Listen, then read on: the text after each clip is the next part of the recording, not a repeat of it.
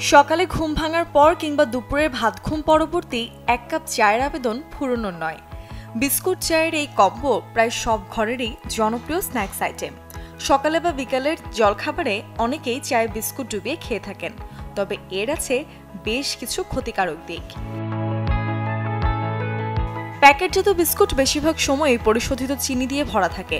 অত্যধিক চিনি খাওয়ার ফলে রক্তে শর্করার মাত্রা বৃদ্ধি, প্রদাহ এবং হরমোনের ভারসাম্যহীনতা দেখা যায়। এটি ওজন বৃদ্ধি, ইনসুলিন প্রতিরোধ এবং অন্যান্য স্বাস্থ্য সমস্যাও বাড়িয়ে তুলতে পারে। পাম অয়েল বিস্কুট সহ অনেক প্রক্রিয়াজাত খাবারের একটি সাধারণ উপাদান।